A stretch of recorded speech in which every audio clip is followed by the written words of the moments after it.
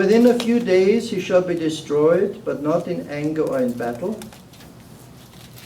And in his place shall arise a vile person to whom they will not give the honor of royalty, but he shall come in peaceably and seize the kingdom by intrigue. With the force of a flood they shall be swept away from before him and be broken, and also the prince of the covenant. Now, who is the tax collector? It says one who imposes taxes. Who is the tax collector? Well, in Luke chapter 2, verse 1, it came to pass in those days that there went out a decree from Caesar Augustus that all the world should be taxed. So Augustus, the first emperor of the Roman kingdom, or empire, was the one who taxed the people.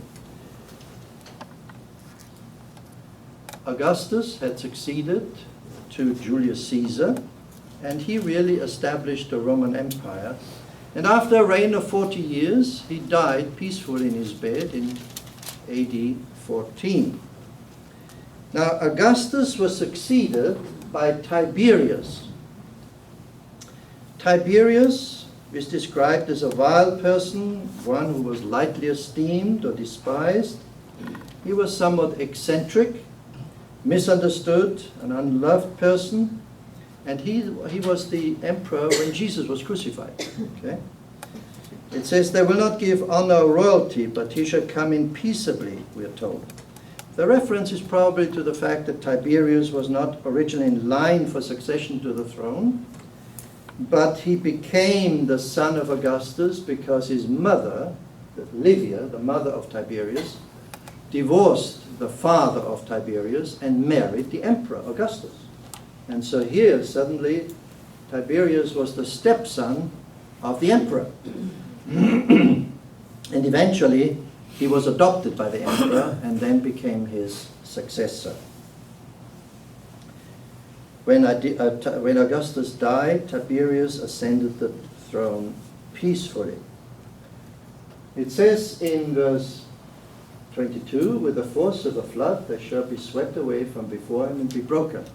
Now Tiberius was an excellent general, and he had much success in the battlefield in various places. He battled, excuse me, he battled in Germany and in the east against the Armenians, Parthia. And then we have the term the Prince of the Covenant. And I believe this is clearly a reference to Jesus, because the word for prince in this verse is the Hebrew word nagid.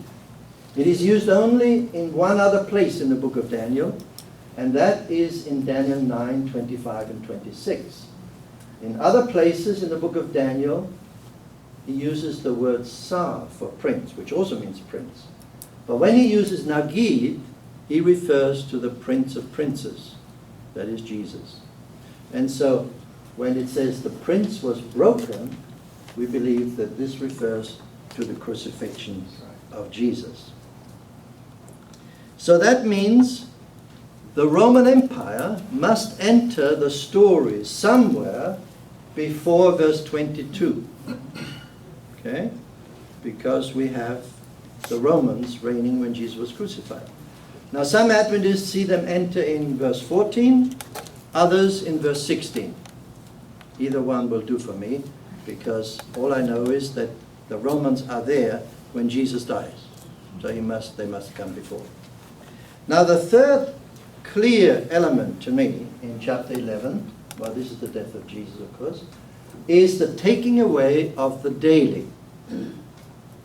In chapter 11, verse 31, it says, enforcers shall be mustered by him, and they shall defile the sanctuary fortress. Then they shall take away the daily sacrifices and place there the abomination of desolation.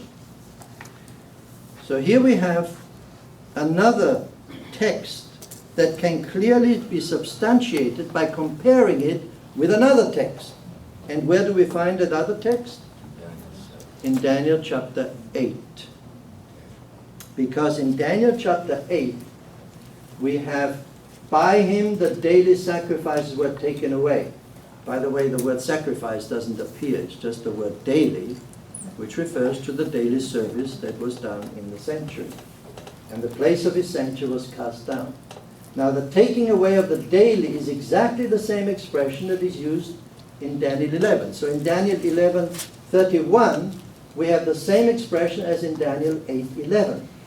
And in Daniel 8:11, we know, it refers to the taking away of the intercessory ministration of Christ in the heavenly sanctuary through the papal priesthood.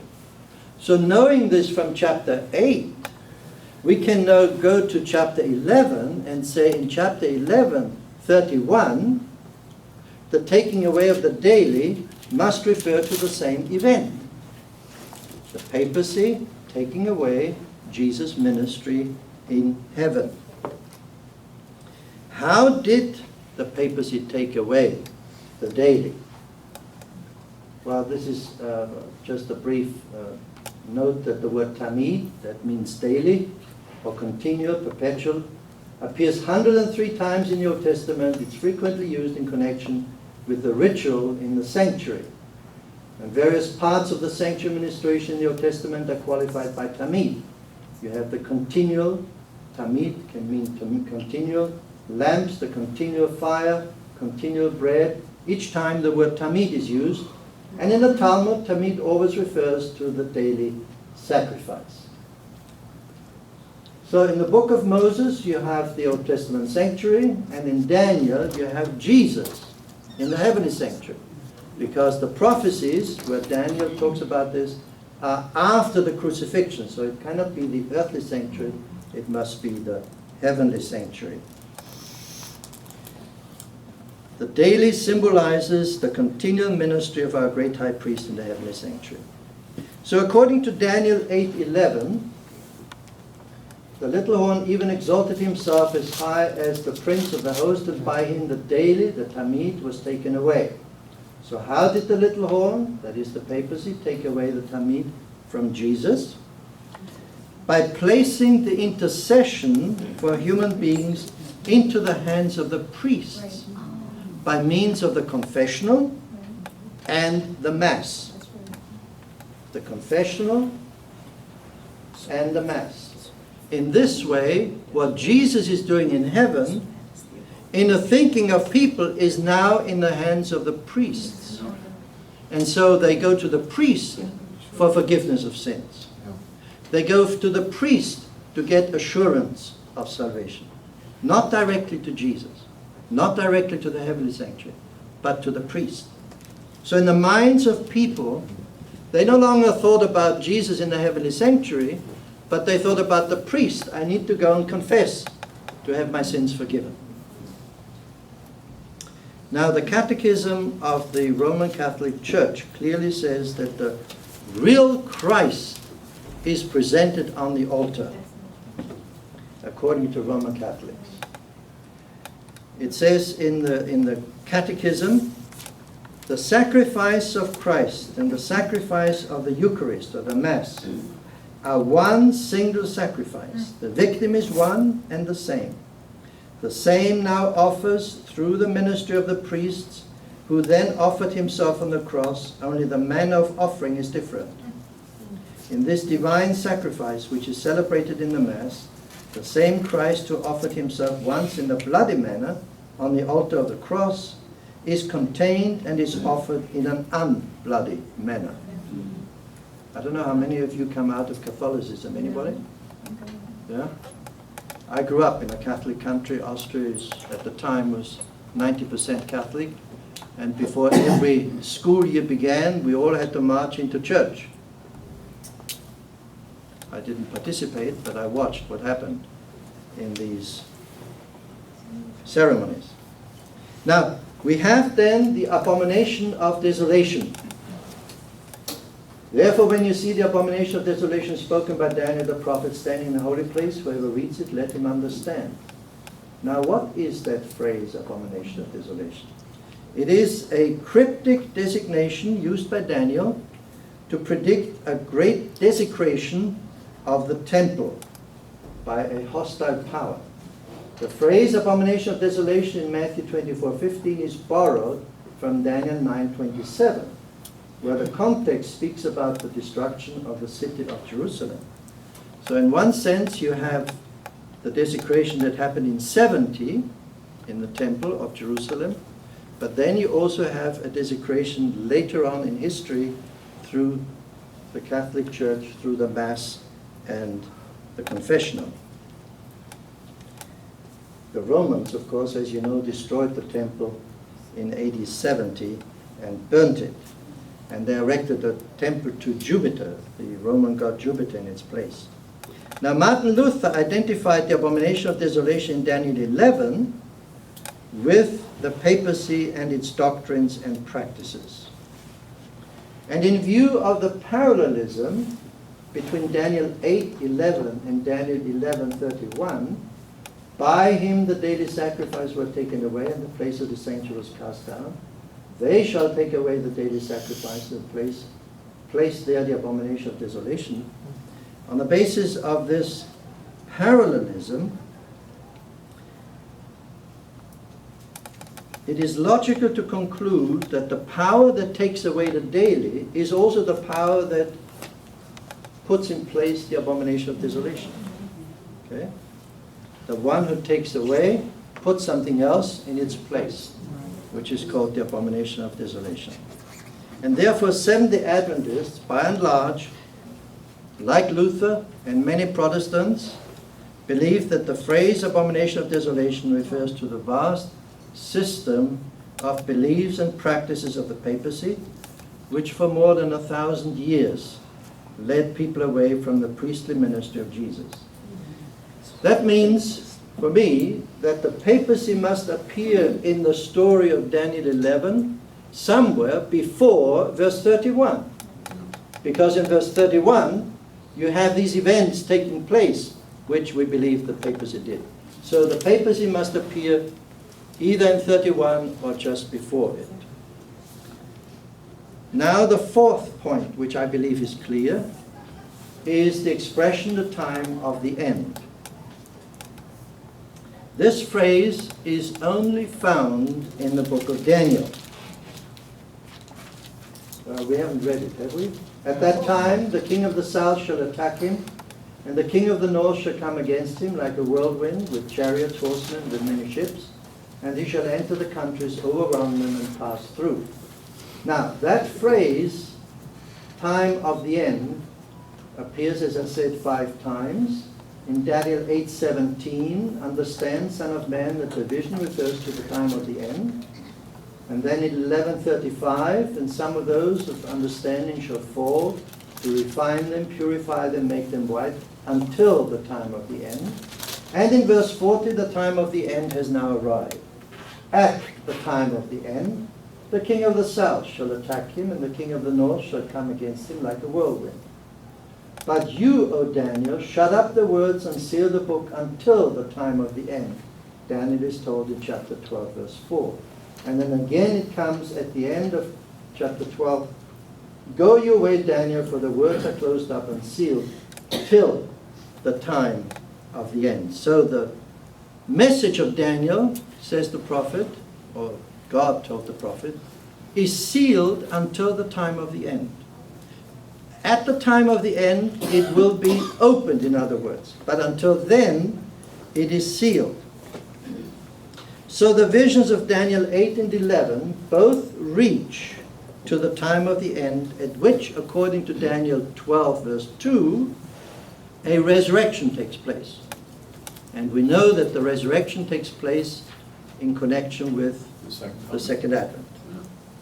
So Daniel 12:4 indicates that just prior to the end of history, people will study and search out the Danielic vision, just as Daniel himself searched out the 70-year prophecy in Jeremiah. But you, Daniel, shut up the words, seal the book until the time of the end. Many shall run to and fro, and knowledge shall increase. Now please, that has nothing to do with aeroplanes or cars. This running to and fro comes from the Old Testament or even New Testament time, where you had scrolls and not books. And when you have scrolls, you have to go backwards or forwards, go back and forth to find what you want. You can't turn the leaves because they didn't have any books at the time. They had scrolls. Books are a later invention. And so going to and fro means going back and forth in the scroll. And knowledge shall increase about the prophecy. That's what the text is saying. It's not talking about the inventions of the atomic bomb or anything else. It's knowledge of the prophecy will increase in the time of the end. And then in the epilogue to the book, we have already read this. Again, it says they are sealed to the time of the end. Knowledge shall increase. Now, the prophetic days of Daniel have been understood as calendar years by only 7 writers in the 16th century and by only 12 in the 17th century. But they were correctly understood by 21 of the 22 who wrote in the 18th century and by over 100 of the 109 who wrote on Daniel between 1800 and 1850.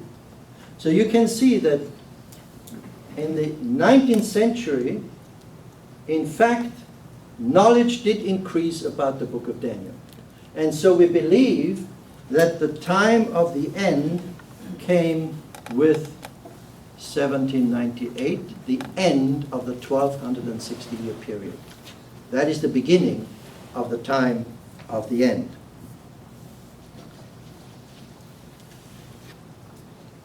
As Adventists, therefore, we have taught that the time of the end began with the fall of the papacy in 1798, when Pope Pius VI was taken prisoner by General Berthier, who was sent there by Napoleon.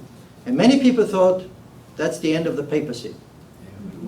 But prophecy said the deadly wound was healed.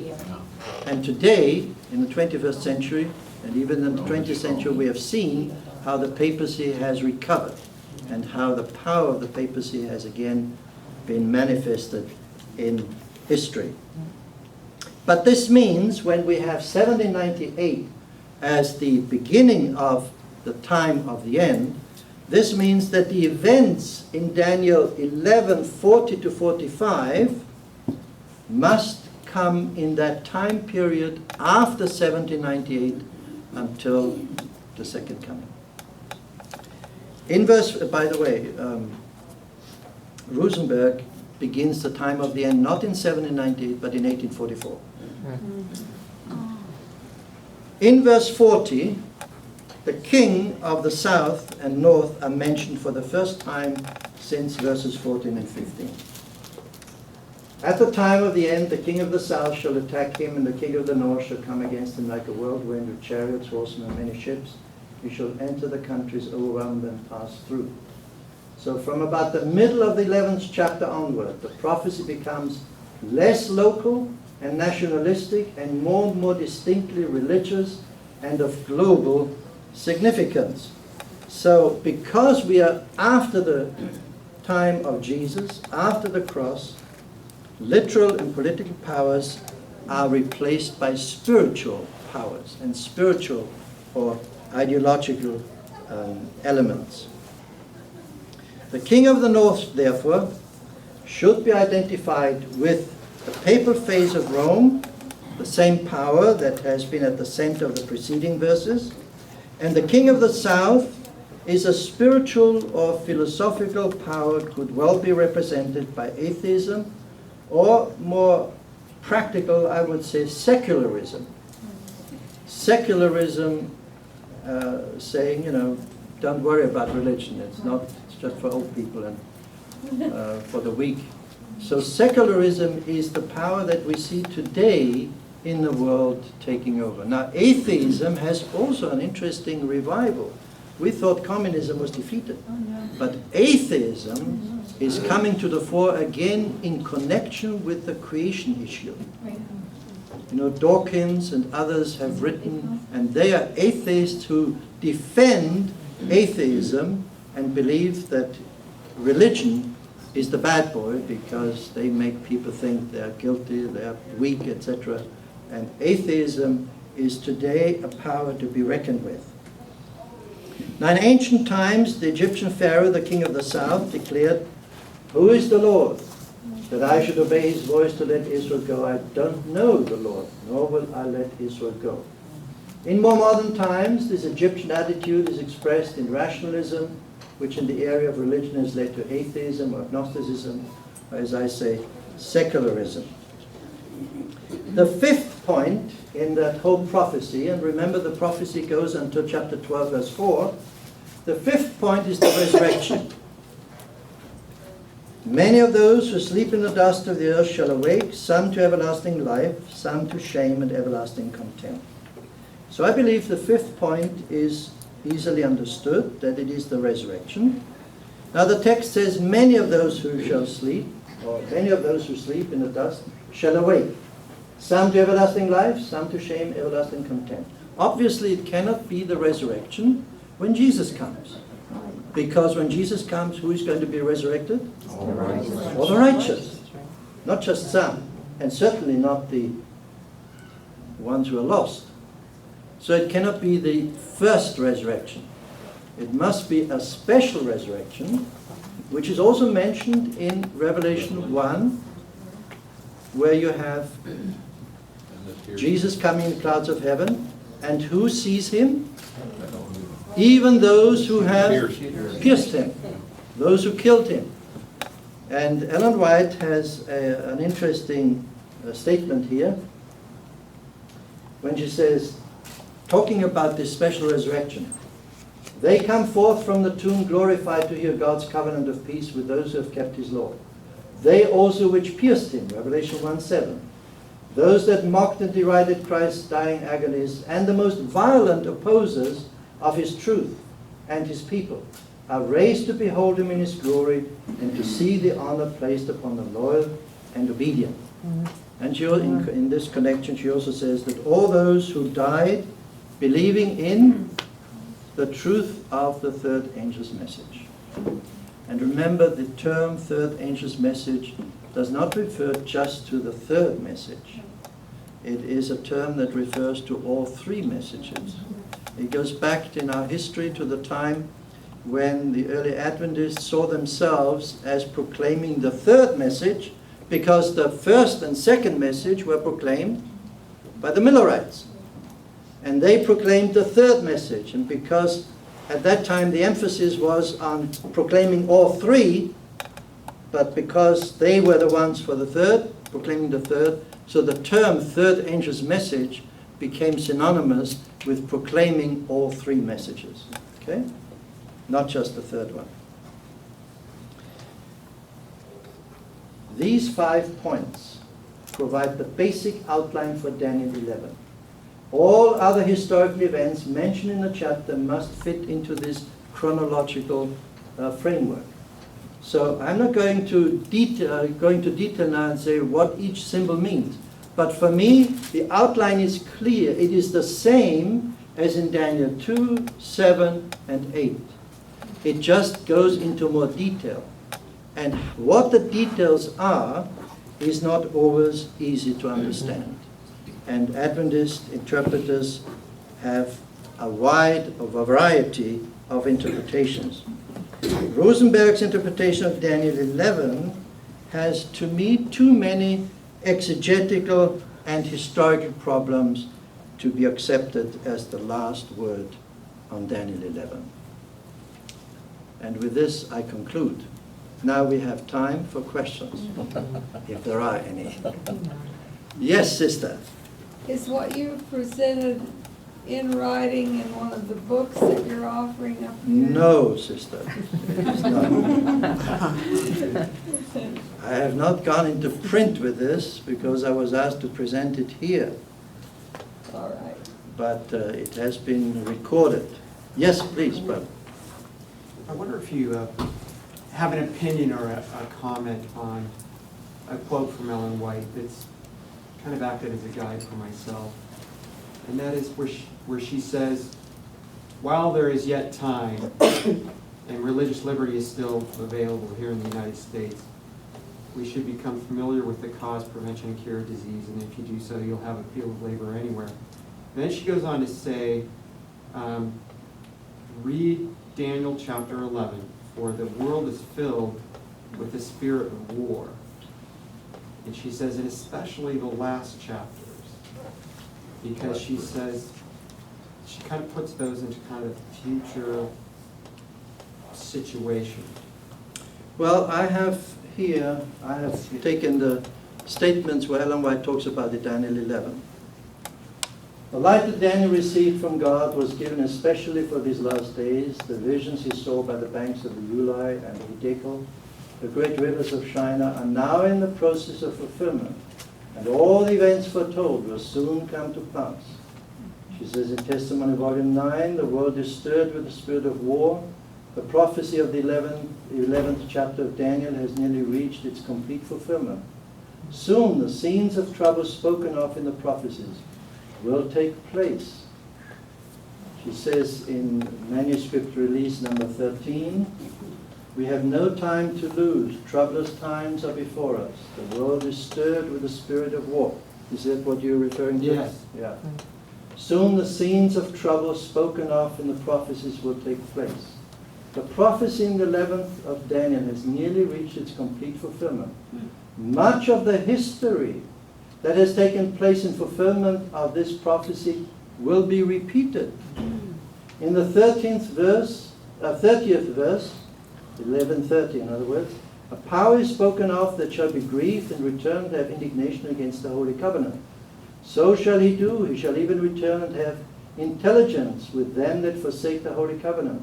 Then she quotes 31 to 36. Scenes similar to those described in these words will take place. What is she saying here?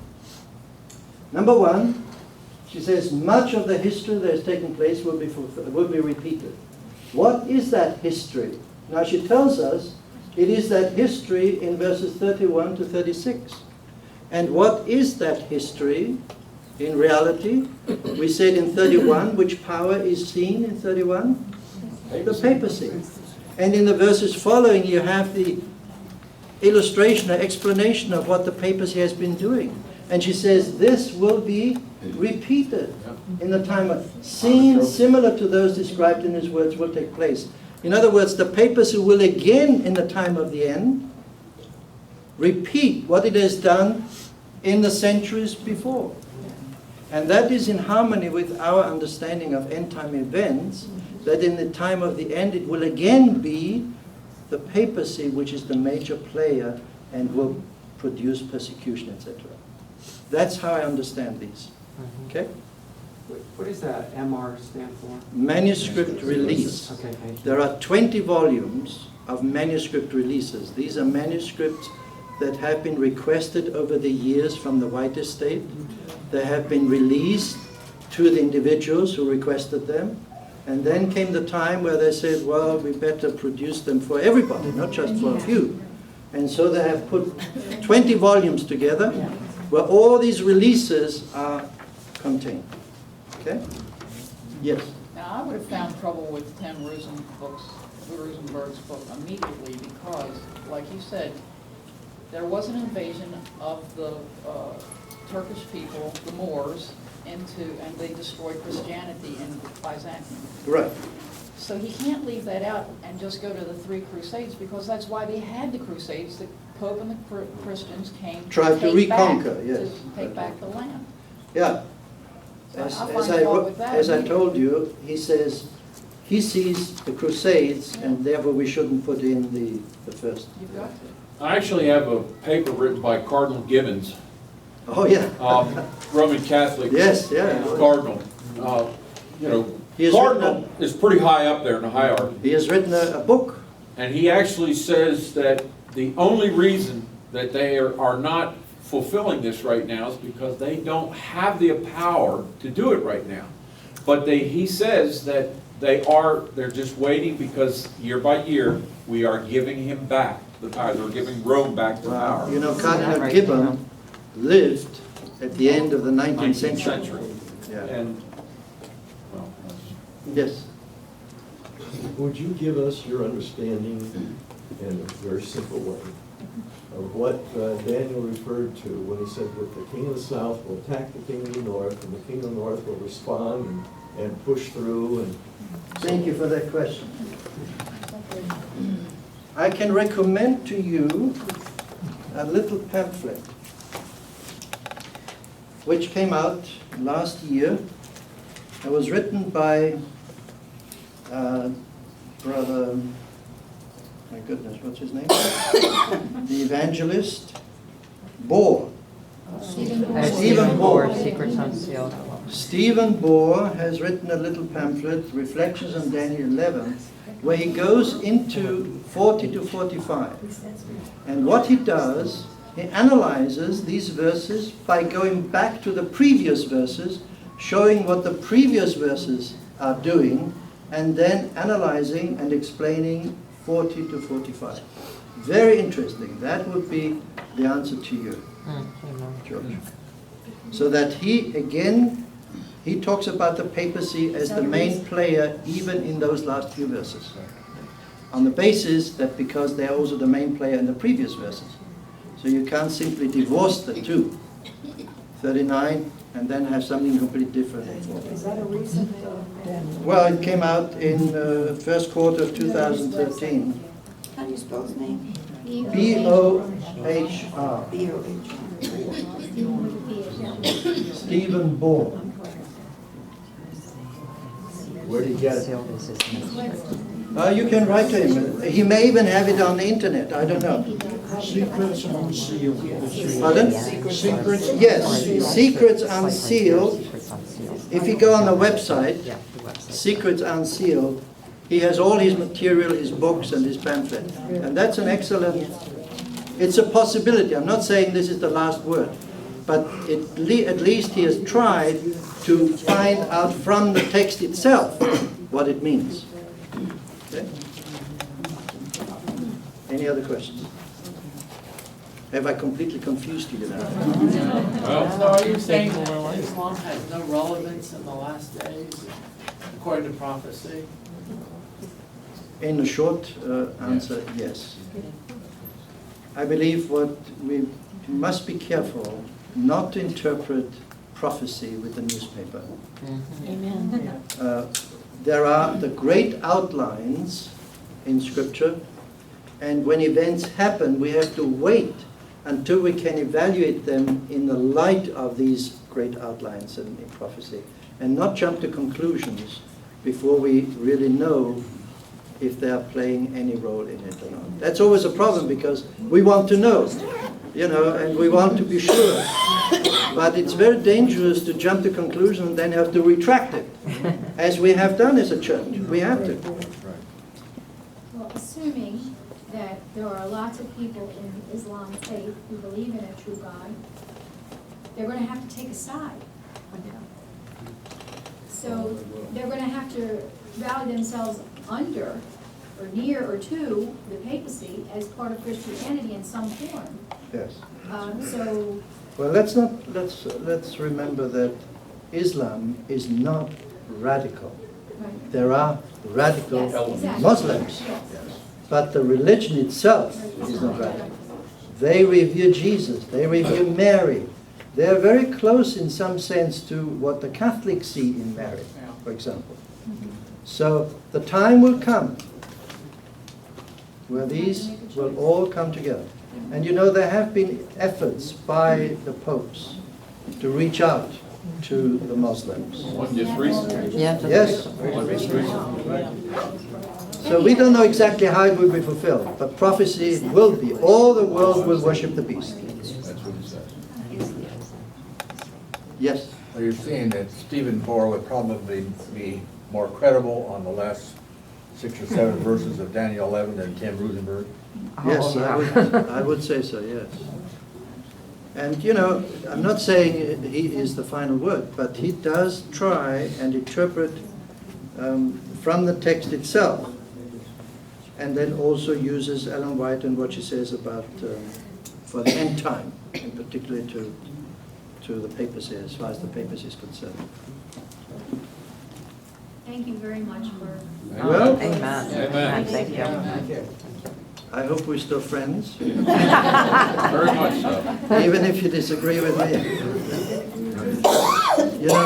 Tim has done a wonderful work. And he's a great, an evangelist. And I have to recommend his book is excellent as far as evangelism is concerned. It's just that he in my mind, jumps to conclusions that are not really justified from the text. But there's a lot of good stuff in the book, a lot of good stuff. But not everything. And the same, many books have got good stuff. But you have to discern. You have to be critical and say, is it all biblical or not? Okay, if we're finished, let's